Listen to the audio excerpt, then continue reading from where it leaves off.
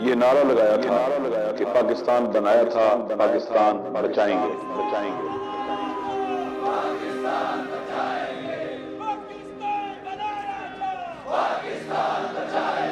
ہمیں قائد اعظم کا پاکستان چاہیے، علامہ اقبال کا پاکستان چاہیے، ایسا پاکستان جو مسلم پاکستان ہے، جس میں اقلیتوں کو ان کے حقوق حاصل ہیں۔